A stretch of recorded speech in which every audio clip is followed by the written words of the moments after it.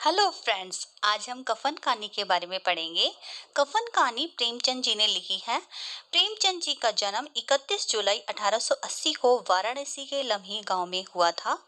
ये हिंदू और उर्दू के महानतम भारतीय लेखकों में से एक थे। इनका मूल नाम धनपत राय श्रीवास्तव था। प्रेमचंद को नवाब राय और प्रेमचंद के नाम से भी जाना जाता है। उपन्यास के क्षेत्र में उनके योगदान को देखकर बंगाल के विख्यात उपन्यासकार शरत चंद्र चट्टोपाध्याय ने उन्हें उपन्यास सम्राट कहकर संबोधित किया था। इन्होंने 300 कहानियां लिखी हैं, जिनका संग्रह मानसरोवर के 8 भाग में संकलित है। कफन मूल कहानी। झोपड़े के द्वार पर बाप और बेटा दोनों एक बुझे हुए अलाव के सामने चुपचाप बैठे हुए थे और अंदर बेटे की जवान बीवी बुधिया प्रसव वेदना से पछाड़ खा रही थी। रह रहकर उसके मुंह से ऐसी दिल हिला देने वाली आवाज निकलती थी कि दोनों को कलेजा थाम लेते थे। जाड़ों की रात थी। प्रगति सन्नाटे में डूबी हुई थी। सारा गांव अंधकार में हो गया था। घीसू ने कहा, मालूम होता है बचेगी नहीं, सारा दिन दौड़ते हो गया, जा देख तो आ। माधव चिढ़कर बोला, मरना ही तो है, जल्दी मर, क्यों नहीं जाती, देखकर क्या करूं। तू बड़ा बेदर्द है बे, साल भर जिसके साथ सुख चैन से रहा उसी के साथ इतनी बेवफाई। तो मुझसे तो उसका तड़पना और हाथ पांव पटकना नहीं देखा जाता। चमारों का कुनबा था और सारे गांव में बदनाम। घीसू एक दिन काम करता तो 3 दिन आराम करता। माधव इतना कामचोर था कि आधे घंटे काम करता तो घंटे भर चिलम पीता। इसलिए उन्हें कहीं मजदूरी नहीं मिलती थी। घर में मुट्ठी भर भी अनाज मौजूद हो तो उनके लिए काम करने की कसम थी। जब 2-4 फाके हो जाते तो घीसू पेड़ पर चढ़कर लकड़ियां तोड़ लाता और माधव बाजार में बेच आता। और जब तक वह पैसे रहते दोनों इधर उधर मारे मारे फिरते। गांव में काम की कमी न थी। किसानों का गांव था, मेहनती आदमी के लिए 50 काम थे, मगर इन दोनों को उसी वक्त बुलाते जब 2 आदमियों में से एक का काम पाकर भी संतोष कर लेने के सिवा और कोई चारा न होता। अगर दोनों साधु होते तो उन्हें संतोष और धैर्य के लिए संयम और नियम की बिल्कुल जरूरत न होती। यह तो इनकी प्रगति थी। विचित्र जीवन था इनका। घर में मिट्टी के 2-4 बर्तन के सिवा कोई संपत्ति नहीं थी। फटे चीथड़ों में अपनी नग्नता को ढके हुए जिए जाते थे, संसार की चिंताओं से मुक्त, कर्ज से लदे हुए। गलियों भी खाते, गालियां भी खाते और मार भी खाते, मगर कोई गम नहीं। दीन इतने की वसूली की बिल्कुल आशा न रहते पर लोग इन्हें कुछ न कुछ कर्ज दे देते थे। मटर आलू की फसल में दूसरों के खेतों से मटर या आलू उखाड़ लाते और भून भुनाकर खा लेते। ये 10-5 ऊख उखाड़ लाते और रात को चूसते। घीसू ने इतनी आकाश वृत्ति से 60 साल की उम्र काट दी और माधव भी सबूत बेटे की तरह बाप ही की पद चिन्हों पर चल रहा था, बल्कि उनका नाम और भी उजागर कर रहा था। इस वक्त में दोनों अलाव के सामने बैठकर आलू भून कर खा रहे थे, जो कि किसी खेत से खोद लाए थे। घीसू की स्त्री को तो बहुत दिन हुए देहांत हो गया था और माधव का ब्याह तो पिछले साल ही हुआ था। जब से औरत आई थी उसने इसे खानदान से व्यवस्था में नींव डाली थी और दोनों बेगैरतों की तरह रहते थे। जब से वह आई थी इन दोनों को और भी आराम तलब हो गए थे, बल्कि कुछ अकड़ने भी लगे थे। कोई कार्य करने को बुलाता तो निर्ब्याज भाव से दुगनी मजदूरी मांगते। वही औरत आज प्रसव वेदना में मर रही थी और ये दोनों इसी इंतजार में थे कि वह मर जाए और आराम से सोए। घीसू ने आलू निकालकर छीलते हुए कहा, जाकर देख तो क्या दशा है उसकी, चुड़ैल का फिसाद होगा और क्या। यहाँ तो ओझा भी 1 रुपया मांगता है। माधव को भय था कि वह कोठरी में गया तो घीसू आलूओं का बड़ा भाग साफ कर देगा। बोला, मुझे वहां जाते डर लगता है। डर किस बात का है, मैं तो यहाँ हूँ ही। तो तू ही जाकर देखो ना। मेरी औरत जब मरी थी तो मैं 3 दिन तक उसके पास से नहीं हिला था। और फिर मुझको लजाएगी नहीं क्या, जिसकी कभी मुंह नहीं देखा। आज उसका उगड़ा हुआ बदन देखूं, उसे तन की भी सुध न होगी। मुझे देख लेगी तो खुलकर हाथ पांव भी न पटक सकेगी। मैं सोचता हूँ, कोई बाल बच्चा हुआ तो क्या होगा। सौंठ गुड़ तेल कुछ भी तो नहीं है घर में। सब कुछ आ जाएगा, भगवान दे तो। जो लोग अभी तक पैसा नहीं दे रहे थे वही कल बुलाकर रुपए देंगे। मेरे 9 लड़के हुए थे, घर में कभी कुछ न था, मगर भगवान ने किसी न किसी तरह बेड़ा पार ही लगाया। जिस समाज में रात दिन मेहनत करने वालों की हालत उनकी हालत से कुछ बहुत अच्छी न थी, और किसानों के मुकाबले में वे लोग जो किसानों की दुर्बलताओं का लाभ उठाना जानते थे, कहीं ज्यादा संपन्न थे, वहां इस तरह की मनोवृत्ति का पैदा हो जाना कोई अचरज की बात न थी। हम तो कहेंगे घीसू किसानों से कहीं ज्यादा विचारवान था, और किसानों के विचार सुनने समूह में शामिल होने के बदले बैठक बाजू की कुत्सित मंडली में जा मिला था। हाँ, उसमें यह शक्ति न थी कि बैठक बाजू के नियमों और नीति का पालन करता, इसलिए जहाँ उसकी मंडली के और लोग गीत के सरंगना और मुखिया बने हुए थे, उस पर सारा गांव उंगली उठाता था। फिर भी उसे यह तस्कीन तो थी कि अगर वह फटे हाल है तो कम से कम उसे किसानों की सी जी तोड़ मेहनत तो नहीं करनी पड़ती, और उसकी सरलता और निडरता से दूसरे लोग बीजा फायदा तो नहीं उठाते। दोनों आलू निकाल निकाल कर जलते जलते खाने लगे। कल से कुछ नहीं खाया था, इतना सब्र न था कि ठंडा हो जाने दे। कई बार दोनों की जबानें जल गई। छिल जाने पर आलू का भारी सा जबान हलक और तालू को जला देता था, और उस अंगारे को मुंह में खाने से ज्यादा कैरियत इसी में थी कि वे अंदर पहुंच जाए। वहां उसे ठंडा करने के लिए काफी सामान था, इसलिए दोनों जल्द जल्द निकल जाते। हालांकि इस कोशिश में उनकी आंखों से आंसू निकल रहे थे। घीसू को उस वक्त ठाकुर की बारात याद आई, जिसमें 20 साल पहले वह गया था। उस दावत में उसे जो तृप्ति मिली थी वह उसके जीवन में एक याद रखने लायक बात थी, और आज भी उसकी याद ताजी हो गई थी। बोला वह भोज नहीं भूलता। तब से फिर उस तरह का खाना और भरपेट नहीं मिला। लड़की वालों ने सबको भरपेट पूड़ियाँ खिलाई थी, सबको, छोटे बड़े सबने पूड़ियाँ खाई थी, और असली घी की चटनी रायता, 3 तरह के सूखे साग, एक रसेदार तरकारी, दही चटनी मिठाई। अब क्या बताऊं कि उस भोज का क्या स्वाद मिला। कोई रोक टोक नहीं थी, जो चीज चाहो मांगो, जितना चाहो खाओ। लोगों ने ऐसा खाया कि किसी ने पानी नहीं पिया गया, मगर परोसने वाले की पत्तल और गरम गरम गोल गोल सुवासित कचौड़ियां डाल देते थे। मना करते थे करते हैं कि नहीं चाहिए, पत्थर पर हाथ रोके हुए थे, मगर वह है कि दिए जाते थे। और जब सबके मुंह धो लिया तो पान इलायची भी मिली, मगर मुझे पान लेने की कहाँ सुधती। खड़ा हुआ न जाता था, चटपट जाकर अपने कंबल में लेट गया, और ऐसा दिल दरिया था वह ठाकुर।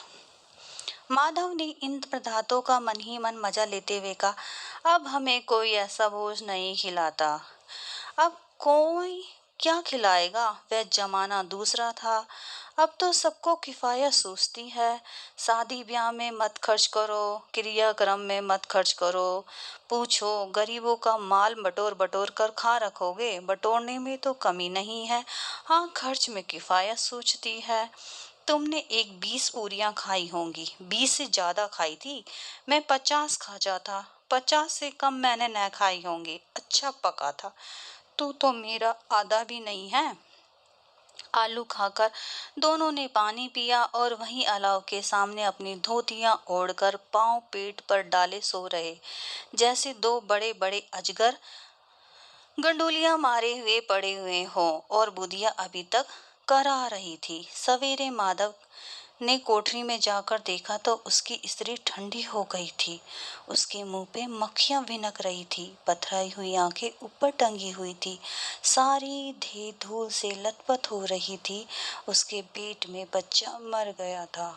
माधव भगा हुआ घीसू के पास आया, फिर दोनों जोर जोर से हाय हाय करके छाती पीटने लगे। पड़ोस वालों ने ये रोना धोना सुना तो वह भी दौड़े चले आए और पुराने मर्यादा के अनुसार इन अभागों को समझाने लगे। मगर ज्यादा रोने टोने पीटने का समय तो था नहीं, कफन की और लकड़ी की फिक्र करनी थी। घर में तो पैसा इस तरह गायब था जैसे चील के घोंसले से मांस। बाप बेटे रोते हुए गांव के जमींदार के पास गए। वह इन दोनों की सूरत से नफरत करते थे, कई बार इन्हें अपने हाथों से पीट भी चुके थे। चोरी करने के लिए, वादे पर काम न आने के लिए कहा। पूछा क्या है, वह घिसुआ रोता क्यों है। अब तो तू कहीं दिखलाई भी नहीं देता, मालूम होता इस गांव में रहना नहीं चाहता। गीसू ने जमीन पर सिर रखकर आंखों से आंसू भरे हुए कहा, सरकार बड़ी विपत्ति में हूँ। माधव की घरवाली रात को गुजर गई। रात भर तड़पती रही सरकार, हम दोनों उसके सिरहाने बैठे रहे, दवा दारू जो कुछ भी हो सका सब कुछ किया, पर हम उसे बचा नहीं सके। अब कोई एक रोटी देने वाला भी नहीं रहा मालिक, तबाह हो गए, घर उजड़ गया, आपका गुलाम हूँ। अब आपके सिवा मैं कहाँ जाऊं, हमारे हाथ में तो जो कुछ था वो हमने सब दवा दारू किया।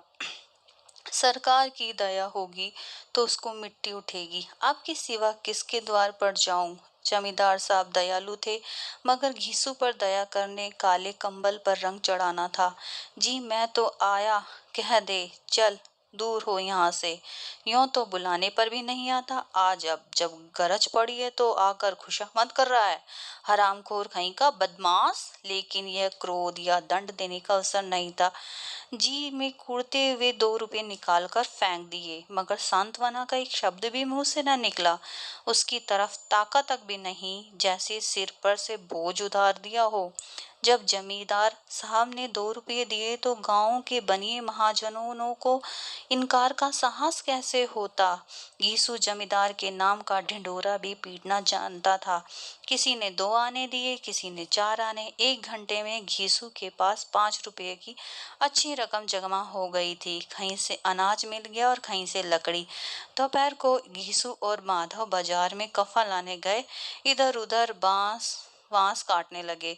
गांव की नर्म दिल स्त्रियां आ आकर लाश देखती रही और उसकी बीवी को 2 बूंद आंसू गिराकर चली जाती। बाजार में पहुंचकर घीसू बोला, लकड़ी तो उसे जलाने भर को मिल गई है, क्यों माधव। माधव बोला, हाँ लकड़ी तो बहुत है, अब कफन चाहिए। तो चलो कोई हल्का सा कफन ले ले।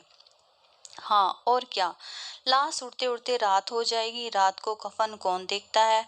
कैसा बुरा रिवाज है कि जीते जी तन ढकने को भी चीथड़ा ना मिले और मरने पर नया कफन चाहिए। कफन लाश के साथ भी जल तो जाता है। और क्या रखा है, यही 5 रुपए पहले मिलते तो कुछ दवा दारू कर लेते। दोनों एक दूसरे के मन की बात ताड़ रहे थे। बाजार में इधर उधर घूमते रहे, कभी इस बजाज की दुकान पर गए, कभी उसकी दुकान पर। तरह तरह के कपड़े, रेशमी और सूती देखे, मगर कुछ जचा नहीं। यहाँ तक कि शाम हो गई, तब दोनों न जाने किसकी देवी प्रेरणा से एक मधुशाला में सामने जा पहुंचे और जैसे किसी पूर्व निश्चित व्यवस्था से अंदर चले गए। वहां जरा देर एक दोनों असमंजस में खड़े रहे। फिर घीसू ने गद्दी के सामने जाकर कहा, साहू जी एक बोतल हमें भी देना। उसके बाद कुछ चिकोना आया, तली हुई मछली आई। दोनों बरामदे में बैठकर शांति पूर्वक पीने लगे। कई सब्जियां ताबड़तोड़ पीने के बाद, कई कुजिया ताबड़तोड़ पीने के बाद दोनों सरूर में आ गए। गीसू बोला, कफन लगाने में क्या मिलता है, आखिर जल ही तो जाता है, कुछ बहू के साथ तो न जाता। माधव आसमान की तरफ देखकर बोला, मानो देवताओं को अपनी निष्पक्षता का साक्षी बना रहा हो कि दुनिया का दस्तूर है। नहीं, लोग ब्राह्मणों के हजारों रुपए क्यों दे देते हैं, कौन देखता है परलोक में मिलता है या नहीं। बड़े आदमियों के पास धन है, फूके, हमारे पास फूकने को क्या है। लेकिन लोगों को जवाब क्या दोगे, लोग पूछेंगे नहीं कफन कहाँ है। घीसू हंसा, अबे कह देंगे कि रुपये कमर से खिसक गए, बहुत ढूंढा फिर भी नहीं मिले, लोगों को विश्वास नहीं आएगा, लेकिन फिर वही रुपये ढूंढ देंगे। माधव जी हंसा इस अनपेक्षित सौभाग्य पर, बोला, बड़ी अच्छी थी बेचारी, मरी तो खूब खिला पिला कर। आधी बोतल से ज्यादा उड़ गई। घीसू ने 2 सेर पूड़ियां मंगाई, चटनी, अचार, कलंजिया। शराब खाने के सामने की दुकान थी। माधव लपक कर 2 पतलों के सामने सामान ले आया। पूरा 1.5 रुपया खर्च हो गया, सिर्फ थोड़े से पैसे बच गए। दोनों इस वक्त इस शान से बैठे पूड़ियां खा रहे थे जैसे जंगल में कोई शेर अपना शिकार उड़ा रहा हो। न जवाबदेही का खौफ था, न बदनामी की फिक्र। इन सब भावनाओं को उन्होंने बहुत पहले ही जीत लिया था। घीसू दार्शनिक भाव से बोला, हमारी आत्मा प्रसन्न हो रही थी और उसे पुण्य होगा। ये वाला क्वेश्चन फर्स्ट ग्रेड में आया था। माधव ने श्रद्धा से सिर झुकाकर तस्दीर की, जरूर से जरूर देखो। भगवान तुम अंतर्यामी हो, उसे बैकुंठ ले जाना। हम दोनों हृदय से आशीर्वाद दे रहे हैं। आज जो भोजन मिला है वह कभी उम्र भर न मिला था। एक क्षण के बाद माधव के मन में एक शंका जागी। बोला, क्यों दादा, हम लोग भी एक न एक दिन वहां जाएंगे ही। घीसू ने इस भोले भाले सवाल का कुछ उत्तर नहीं दिया। वह परलोक की बातें सोचकर इस आनंद में बाधा न डालना चाहता था जो वहां लोगों को पूछे में तुमने हमें कफन क्यों नहीं दिया तो क्या कहेंगे? कहेंगे तुम्हारा सिर। पूछेगी तो जरूर, तू कैसे जानता है कि उसे कफन न मिलेगा? तू मुझे ऐसा गधा समझता है? 60 साल क्या दुनिया में घास खोता रहा हूँ। उसको कफन मिलेगा और बहुत अच्छा मिलेगा। माधव को विश्वास न आया। बोला, कौन देगा? रुपये तो तुमने चट कर दिए। वह तो मुझसे पूछेगी, उसकी मांग में तो सिंदूर मैंने डाला था। कौन देगा? बताते क्यों नहीं? वही लोग देंगे जिन्होंने अब की बार दिया था। हाँ, अब की रुपये हमारे हाथ में आएंगे। ज्यों ज्यों अंधेरा बढ़ता गया, सितारों की चमक तेज होती गई।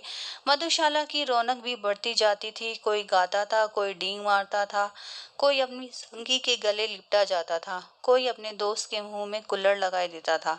वहां के वातावरण में सरूर था, हवा में नशा था। कितने तो वहां जाकर एक चुल्लू में मस्त हो जाते थे। शराब से ज्यादा यहाँ की हवा उन पर नशा करती थी। जीवन की बाधाएं यहाँ खींच लाती थी और कुछ देर के लिए ये भूल जाते थे कि वे जीते हैं या मरते हैं, या ना जीते हैं न मरते हैं। और ये दोनों बाप बेटे अब भी मजे लेकर पड़े हुए थे। उनकी सबकी निगाहें उनकी ओर जमी हुई थी। दोनों कितने भाग्य के बली हैं। पूरी बोतल बीच में है। भरपेट खाकर माधव ने बची हुई पूड़ियां पत्तल उठाकर एक भिखारी को दे दी, जो खड़ा खड़ा इनकी ओर भूखी आंखों से देख रहा था और देने के गौरव, आनंद और उल्लास से अपने जीवन में पहली बार अनुभव किया। घीसू ने कहा, ले जा, खूब खा और आशीर्वाद दे। जिसकी कमाई थी वह तो मर गई, मगर तेरा आशीर्वाद उसे जरूर पहुंचाएगा। रोए रोए से आशीर्वाद दो, बड़ी गाड़ी कमाई के पैसे हैं। माधव ने फिर आसमान की तरफ देखकर कहा, वह बैकुंठ में जाएगी दादा, बैकुंठ की रानी बनेगी। घीसू खड़ा हो गया, जैसे उल्लास की लहरों में तैरता हुआ बोला, हाँ बेटा, बैकुंठ में जाएगी। किसी को सताया नहीं, किसी को दबाया नहीं। मरते मरते हमारी जिंदगी की सारी बड़ी लालसा पूरी कर गई। वह न बैकुंठ जाएगी तो क्या ये मोटे मोटे लोग जाएंगे, जो गरीबों को दोनों हाथों से लूटते हैं और अपने पाप को धोने के लिए गंगा में नहाते हैं और मंदिरों में जल चढ़ाते हैं। श्रद्धालुता का वह रंग तुरंत ही बदल गया। अस्थिरता नशे की खासियत है। दुख और निराश का दौरा हुआ। माधव बोला, मगर दादा, बेचारी ने जिंदगी में बड़ा दुख भोगा है, कितना दुख झेल कर मरी है। वह आंखों पर हाथ रखकर रोने लगा, चीखें मार मार कर। घीसू ने समझाया, क्यों रोता है बेटा, खुश हो। वह माया जाल से मुक्त हो गई, जंजाल से छूट गई। बड़ी भाग्यवान थी जो इतनी जल्दी माया मोह के बंधन तोड़ दिए। और दोनों खड़े होकर गाने लगे, ठगनी क्यों नैना झमकावे ठगनी। पियक्कड़ों की आंखें इनकी ओर लगी हुई थी और ये दोनों अपने दिल में मस्त गाए हुए जा रहे थे। फिर दोनों नाचने लगे, उछले भी, कूदे भी, गिरे भी, मटके भी, भाव भी बताए, अभिनय भी किए और आखिर नशे में मदमस्त होकर वहीं गिर पड़े। Thank you so much for watching this video. Please like, share and subscribe to my channel. Bye bye.